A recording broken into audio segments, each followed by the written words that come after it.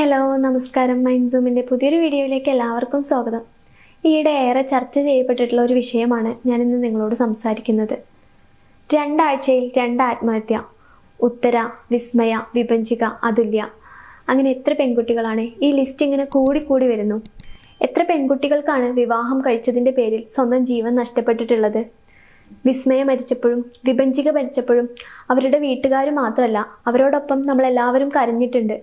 എന്നിട്ടും ഇതൊരൊറ്റപ്പെട്ട സംഭവമല്ല, ഇതിങ്ങനെ തുടർന്നുകൊണ്ടിരിക്കുകയാണ്. എന്തുകൊണ്ടാണ്? ആരാണ് കാരണക്കാർ? ആർക്കാണ് തെറ്റുപറ്റുന്നത്? ഈ പെൺകുട്ടികളുടെ ജീവൻ നഷ്ടപ്പെടുത്തിയ അവരുടെ ഭർത്താക്കന്മാരാണോ? അതോ അതിന് പിന്നിൽ നിന്ന് ചരട് വലിച്ചിട്ടുള്ള അവരുടെ ഭർത്തൃ വീട്ടുകാരാണോ? അതോ ഇത്രയൊക്കെ പ്രശ്നങ്ങൾ ഉണ്ടായിട്ടും അവിടെ നിന്ന് ഇറങ്ങിപ്പോരാൻ ധൈര്യം കാണിക്കാത്ത നമ്മുടെ പെൺമക്കളാണോ? അതോ അവർ പറഞ്ഞ് കാല് പിടിച്ച് കരഞ്ഞിട്ടും തൻ്റെ അവസ്ഥ പറഞ്ഞ് വിളിച്ചിട്ടും ഒരു ദുരഭിമാനത്തിൻ്റെ പേരിൽ അവരോട് അവിടെ തന്നെ പിടിച്ചു നിൽക്കാൻ പറയുന്ന സ്വന്തം വീട്ടിലേക്ക് തിരികെ വിളിക്കാത്ത പാരൻസ് ആണോ? അതോ ഈ പെൺകുട്ടികളുടെ ജീവൻ നഷ്ടപ്പെടുത്തിയ ഈ ക്രിമിനൽസിനെ ഇപ്പോഴും തീറ്റിപ്പോറ്റുന്ന നമ്മുടെ നിയമമാണോ? ഈ ചോദ്യത്തിന് ഉത്തരം കിട്ടാത്തിടത്തോളം കാലം ഇവിടെ വിസ്മയമാരും വിഭജികമാരും ഇനിയും ഉണ്ടാവും. ഒരു പെൺകുട്ടി അവളുടെ വിവാഹം കഴിഞ്ഞാൽ അതിനുശേഷം ഭർത്താവിൻ്റെയും ഭർത്തൃ വീട്ടുകാരുടെയും അടിമയാണ്. അവർക്ക് എന്തും ചെയ്യാവുന്ന, അവർക്ക് മാത്രം അവകാശപ്പെട്ട ഒരു പ്രോപ്പർട്ടിയാണ്. പലപ്പോഴും അവിടെ അവളുടെ ആഗ്രഹങ്ങൾക്കോ അഭിപ്രായങ്ങൾക്കോ യാതൊരു വിലയും കിട്ടാറില്ല. അതുപോലെ ഇവർക്ക് വേണ്ടി, ഇവരുടെ സന്തോഷങ്ങൾക്ക് വേണ്ടി ജീവിക്കാനും ജീവിതത്തിൽ മുഴുവൻ അഡ്ജസ്റ്റ്മെൻറ്റ്സ് ചെയ്യാനും വേണ്ടി വിധിക്കപ്പെട്ടവളാണ്. പൊതുവെ ഒരു മനുഷ്യനാണെന്ന കൺസിഡറേഷൻ പോലും കിട്ടാറില്ല. നമ്മുടെ ഭാരതീയ സംസ്കാരത്തിൽ മാരേജ് എന്ന കൺസെപ്റ്റ് 100% പരാജയമാണ്. പൊതുവെ ഈ പെൺകുട്ടികളുടെ മാതാപിതാക്കളുടെ ഒരു ധാരണ ഒരു പെൺകുട്ടിയുടെ ജീവിതത്തിൽ ഏറ്റവും ഇമ്പോർട്ടൻ്റ് ആയിട്ടുള്ള കാര്യം മാരേജ് ആണ് എന്നാണ്. ചെറുപ്പം മുതലേ നമ്മൾ കേട്ട് വളരുന്ന ഒരു വാക്കുണ്ട്, നീ മറ്റൊരു വീട്ടിൽ പോയി ജീവിക്കേണ്ടവളാ. ഇങ്ങനെയൊന്നും ആയാൽ ശരിയാവില്ല. രാവിലെ നേരത്തെ എണീക്കണം, നന്നായിട്ട് പണിയെടുക്കണം, ഒന്ന് അഡ്ജസ്റ്റ് ചെയ്ത് ജീവിക്കാനൊക്കെ പഠിക്കണം, തർക്കുത്തരങ്ങളൊന്നും പറയരുത്. ഇങ്ങനെ ചെറുപ്പം തൊട്ടേ ട്രെയിൻ ചെയ്ത് കൊടുക്കുക സ്വന്തം വീട്ടിൽ നിന്ന് തന്നെ എങ്ങനെ മറ്റൊരാളുടെ വീട്ടിൽ പോയിട്ട് അടിമപ്പണി എടുക്കണം എന്നുള്ളത്. പല മാതാപിതാക്കളും കണ്ടിട്ടുണ്ട്. എൻഗേജ്മെൻറ്റ് കഴിഞ്ഞ് കഴിഞ്ഞാൽ പിന്നെ പുറത്തൊക്കെ പോകണമെന്നുണ്ടെങ്കിൽ ഭർത്താവിൻ്റെയും അവരുടെ വീട്ടുകാരുടെയൊക്കെ പെർമിഷൻ എടുക്കണം. അതിന് സ്വന്തം പാരൻസിൻ്റെ കൂടെ ആണെങ്കിൽ കൂടി അവനോട് ചോദിച്ചിട്ട് മതി, അവൻ്റെ സമ്മതം കിട്ടിയാൽ പോയിക്കോ, അല്ലെങ്കിൽ അവൻ്റെ അച്ഛനോടും അമ്മയോടും ചോദിച്ചോ എന്ന് പറയുന്നത് കേൾക്കാം. അതുപോലെ വിവാഹം കഴിഞ്ഞ പെൺകുട്ടികൾ സ്വന്തം വീട്ടിൽ വന്ന് നിൽക്കണം എന്ന് ആഗ്രഹം പ്രകടിപ്പിച്ച എന്താ ഈ മാതാപിതാക്കൾ പറയാറ്? അവനോട് ചോദിച്ചിട്ട് അവന് സമ്മതമാണെങ്കിൽ, അല്ലെങ്കിൽ അവൻ്റെ വീട്ടുകാർക്ക് സമ്മതമാണെങ്കിൽ നീ എത്ര ദിവസം വേണമെങ്കിലും വന്ന് നിന്നോ. എന്തിനാണ് സ്വന്തം മക്കൾ, നമ്മൾ ഇത്രയും കാലം വളർത്തി വലുതാക്കിയ നമ്മുടെ മക്കളെ വിവാഹം കഴിഞ്ഞു എന്നതിൻ്റെ പേരിൽ കംപ്ലീറ്റ് ലൈസൻസ് അവരുടെ മേലുള്ളത് മറ്റൊരാൾക്ക് കൊടുക്കുന്നത് എന്തിനാ? നമുക്കൊരു വിവാഹം കഴിഞ്ഞു എന്നതുകൊണ്ട് നമ്മുടെ മക്കളുടെ പേരിൽ പിന്നെ ഒരു റെസ്പോൺസിബിലിറ്റീസും ഇല്ലേ? നമ്മളല്ലേ അത് മനസ്സിലാക്കേണ്ടത്. ഒരു വിവാഹം കഴിഞ്ഞ് പോകുമ്പോൾ നമ്മുടെ മാതാപിതാക്കൾ പറയാണ്, നിനക്ക് അവിടെ എന്ത് പ്രശ്നം ഉണ്ടെങ്കിലും ഞങ്ങളോട് പറയാം, എപ്പോൾ വേണമെങ്കിലും ഈ വീട്ടിലേക്ക് തിരിച്ചു വരാം, ഞങ്ങളുണ്ട് കൂടെ, ആരും നിന്നെ ഒന്നും പറയാൻ പോണില്ല. ഇങ്ങനെ പറയുന്ന ഒരു പാരൻസ് ഉണ്ടെങ്കിൽ ഒരു പെൺകുട്ടികളും ആത്മഹത്യ ചെയ്യില്ല എന്നുള്ളത് 100% ഉറപ്പാണ്. അതിന് പകരം നമ്മുടെ പാരൻസ് പറയുന്നത് എന്താ? അവനോ അവൻ്റെ വീട്ടുകാരോ എന്തെങ്കിലും പറഞ്ഞാൽ നീ തിരിച്ചൊന്നും പറയരുത്, ഒന്ന് അഡ്ജസ്റ്റ് ചെയ്യണം, അവിടെ പിടിച്ചു നിൽക്കണം, വെറുതെ ജീവിതം കളയരുത്. ഈ രീതിയിൽ പറയുന്ന ഒരു പാരൻസിനോട് എന്ത് പ്രശ്നം വന്ന് പറയാനാണ്?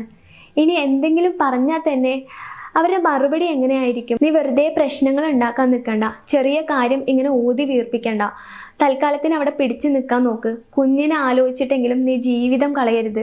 ഈ രീതിയിൽ പറയുന്ന ഒരു പാരൻസ് ഉള്ള വീട്ടിലേക്ക് എങ്ങനെ കയറി ചെല്ലാനാണ്? ഇനി കയറി ചെന്നാലും ഇത്തരത്തിൽ കുറ്റപ്പെടുത്തുന്ന വാക്കുകൾ അവരിൽ നിന്ന് ഉണ്ടാവില്ല എന്ന് എങ്ങനെ ഉറപ്പാക്കും? പിന്നീട് ആ പെൺകുട്ടിയുടെ ജീവൻ നഷ്ടപ്പെട്ടതിന് ശേഷം കരഞ്ഞിട്ടും മറ്റുള്ളവരെ കുറ്റപ്പെടുത്തിയിട്ടൊക്കെ എന്തെങ്കിലും കാര്യമുണ്ടോ? ഈ വിസ്മയും വിഭജിക്കൊക്കെ ഒരുപാട് എഡ്യൂക്കേറ്റഡ് ആയിട്ടുള്ള കുട്ടികളാ. പല കമൻറ്റ് ബോക്സിലും പലരും പറയുണ്ടായി, ഇത്രയ്ക്ക് എഡ്യൂക്കേറ്റഡ് ആയിട്ടുള്ള കുട്ടികളല്ലേ, അതുപോലെ സ്വന്തം കാലിൽ നിൽക്കുന്നവരല്ലേ, അവർക്ക് ക്യാഷും വരുമാനങ്ങളൊക്കെ ഉണ്ടല്ലോ, പിന്നെ എന്തിനാണ് ഇങ്ങനെ ആത്മഹത്യ ചെയ്യുന്നത്, ഇവർക്ക് എന്താ ബുദ്ധി ഇല്ലേ എന്നൊക്കെ. ചില സമയത്ത് നമുക്ക് എഡ്യൂക്കേഷൻ ഉണ്ടായിട്ടോ ജോലി ഉണ്ടായിട്ടോ വരുമാനം ഉണ്ടായിട്ടൊന്നും യാതൊരു കാര്യമില്ല. നമുക്ക് ഇമോഷണൽ സപ്പോർട്ട് കിട്ടേണ്ട സമയത്ത് അത് തന്നെ കിട്ടണം. നമ്മൾ ഇമോഷണലി ഭയങ്കര ഡള്ളായിരിക്കുന്ന സമയത്ത് നമ്മുടെ ലോജിക്കൽ ബ്രെയിൻ ഒരിക്കലും വർക്ക് ചെയ്യാൻ പോണില്ല. നമുക്ക് വിവേകത്തോടെയുള്ള തീരുമാനങ്ങൾ എടുക്കാൻ പറ്റിയെന്ന് വരില്ല. നമ്മൾ ഒരുപാട് മാനസികമായിട്ട് തളർന്നിരിക്കുന്ന സമയത്തായിരിക്കും. അതുപോലെ ഒരുപാട് മെൻ്റൽ ട്രോമാസ് ഒക്കെ ഏറ്റിരിക്കുന്നവരായിരിക്കും. അത്തരം സിറ്റുവേഷനിൽ ചെയ്തു പോയിട്ടുള്ള ഒരു അബദ്ധമായിരിക്കും. ഇനി ഇതേ പെൺകുട്ടികൾ തന്നെ ആത്മഹത്യ ചെയ്യാതെ റിയാക്ട് ചെയ്യേണ്ടടുത്ത് റിയാക്ട് ചെയ്ത് സ്വന്തം വീട്ടിലേക്ക് ഡിവോഴ്സായിട്ട് വന്നാൽ നമ്മുടെ സമൂഹം അവരെ എന്തായിരിക്കും വിളിക്കുന്നത്? തൻ്റെടിയെന്നും അഹങ്കാരി എന്നും വിളിച്ച് മുദ്ര കുത്തുന്നുണ്ടായിരിക്കും. എന്തിന് ഈ കമന്റ് ബോക്സിൽ വിഭജികയൊക്കെ സപ്പോർട്ട് ചെയ്യുന്ന പല ചേട്ടന്മാരും സ്വന്തം ജീവിതത്തിലൊക്കെ ഇങ്ങനെയൊക്കെ തന്നെ ആയിരിക്കും. അവരുടെയൊക്കെ കുടുംബത്തിലുണ്ടാവും ഇതുപോലെ ശരീരത്തിന് മാത്രം ജീവനുള്ള വിഭജികമാരും വിസ്മയമാരും ഒക്കെ. സൗന്ദര്യത്തിന്റെ പേരിലും സ്ത്രീധനം കുറഞ്ഞതിന്റെ പേരിലൊക്കെ ഇങ്ങനെ പീഡനങ്ങൾ അനുഭവിക്കുന്നുണ്ടാവും.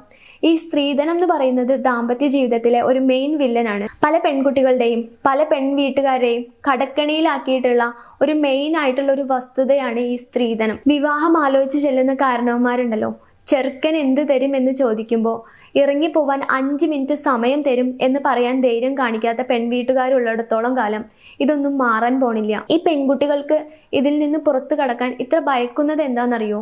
നമ്മുടെ സമൂഹം ഇപ്പോഴും ഡിവോഴ്സിനെ നോർമലൈസ് ചെയ്യുന്നില്ല. ഡിവോഴ്സ്ഡ് ആയിട്ടുള്ള പെൺകുട്ടികൾ എന്തോ ഒരുപാട് വലിയ കുറ്റം ചെയ്ത പോലെ അല്ലെങ്കിൽ വളരെ മോശക്കാരികൾ എന്ന പോലെയാണ് നമ്മുടെ സമൂഹം അവരെ ചിത്രീകരിക്കുന്നത്. വിഭജികയുടെ ആത്മഹത്യാ കുറിപ്പിൽ ഒരുപാട് ഫീൽ ചെയ്തിട്ടുള്ള, ഒരുപാട് ശ്രദ്ധിക്കപ്പെട്ടിട്ടുള്ള, എനിക്ക് ഒരുപാട് പേഴ്സണലി ടച്ച് ചെയ്തിട്ടുള്ള ഒരു പോർഷൻ ഉണ്ട്. എൻ്റെ കുഞ്ഞിൻ്റെ മുഖം കണ്ടിട്ട് എനിക്ക് കൊതി തീർന്നിട്ടില്ല, അവൻ്റെ ചിരി കണ്ട് എനിക്ക് കൊതി തീർന്നിട്ടില്ല എന്ന് ആ പെൺകുട്ടി പറയുന്നുണ്ട്.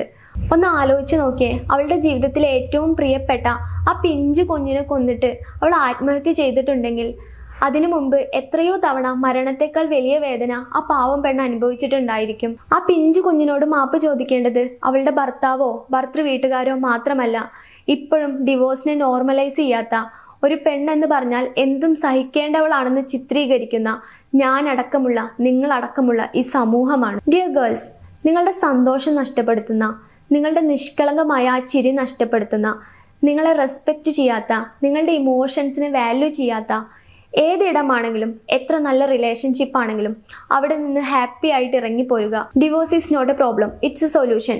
നിങ്ങളുടെ ജീവിതത്തിൽ ഏറ്റവും ഇമ്പോർട്ടൻ്റ് ആയിട്ടുള്ള കാര്യം അത് വിവാഹമല്ല, മറിച്ച് നിങ്ങളുടെ എഡ്യൂക്കേഷൻ, നിങ്ങളുടെ കരിയർ, നിങ്ങളുടെ സെൽഫ് റെസ്പെക്റ്റ് ഒക്കെയാണ്. നോ പറയേണ്ടടുത്ത് നോ പറയണം. നിങ്ങളുടെ ബൗണ്ടറീസിനെ ബ്രേക്ക് ചെയ്യാൻ മറ്റാരെയും സമ്മതിക്കരുത്. നിങ്ങളുടെ ജീവനും ജീവിതത്തിനും ഒരുപാട് വാല്യൂ ഉണ്ട്. ഈ ചെറുപ്രായത്തിൽ തന്നെ നിങ്ങൾ ഒട്ടും തന്നെ ഡിസേർവ് ചെയ്യാത്ത, നിങ്ങളെ ഒരു തരി പോലും സ്നേഹിക്കാത്ത ഒരാൾക്ക് വേണ്ടി നിങ്ങൾ വെറുതെ നിങ്ങളുടെ ജീവൻ കളയരുത്. നിങ്ങൾ ജീവിച്ചിരിക്കുമ്പോൾ നിങ്ങൾക്ക് കിട്ടാത്ത നീതിയൊന്നും നിങ്ങൾക്ക് മരിച്ചു കഴിഞ്ഞാൽ കിട്ടാൻ പോണില്ല. അവരിനിയും സുഖമായിട്ട് ജീവിക്കും. നിങ്ങൾ മരിച്ചു കഴിഞ്ഞാൽ നിങ്ങൾക്ക് പോയി, നിങ്ങളുടെ പാരൻസിന് പോയി, അതുപോലെ ഓൺലൈൻ മീഡിയാസിന് കുറച്ചു കാലത്തേക്ക് റീച്ച് കിട്ടാനുള്ള ഒരു ടോപ്പിക്കായി, അത്രമാത്രം. ഇനി എനിക്ക് പറയാനുള്ളത് ആൺകുട്ടികളോടാണ്.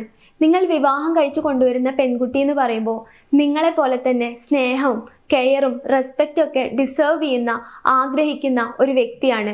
അവർ നിങ്ങളുടെ അടിമയല്ല, നിങ്ങൾക്ക് അടിച്ചമർത്തേണ്ട ഒരു വിഭാഗമല്ല സ്ത്രീ എന്ന് പറയുന്നത്.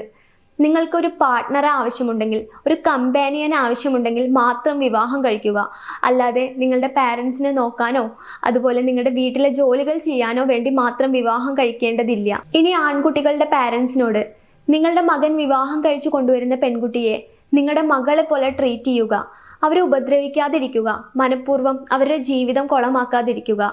അതുപോലെ നിങ്ങളുടെ മകനെ വളർത്തുമ്പോൾ എങ്ങനെയാണ് ഒരു സ്ത്രീയെ റെസ്പെക്റ്റ് ചെയ്യേണ്ടത് എന്ന് പഠിപ്പിച്ചു കൊടുക്കുക. സ്ത്രീ ആരുടെയും അടിമയല്ല. ഭാര്യ എന്ന് പറയേണ്ടത് അവർക്ക് എന്തും ചെയ്യാനുള്ള, അവർക്ക് എത്ര വേണമെങ്കിലും ദ്രോഹിക്കാനുള്ള ഒരു ഉപകരണമല്ലെന്ന് പറഞ്ഞ് മനസ്സിലാക്കി കൊടുക്കുക. ആണത്തം കാണിക്കേണ്ടത് സ്ത്രീയെ അടിച്ചമർത്തിയിട്ടല്ല എന്ന് പറഞ്ഞ് മനസ്സിലാക്കുക.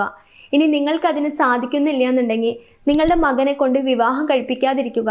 മറ്റൊരു പെൺകുട്ടിയുടെ ജീവിതം അങ്ങനെ തുലയ്ക്കാതിരിക്കുക. ഈ വീഡിയോ നിങ്ങൾക്ക് ഇഷ്ടപ്പെട്ടെന്ന് വിചാരിക്കുന്നു. ഇഷ്ടപ്പെട്ടാൽ ലൈക്ക് ചെയ്യുക, ഷെയർ ചെയ്യുക, കമൻറ്റ് ചെയ്യുക.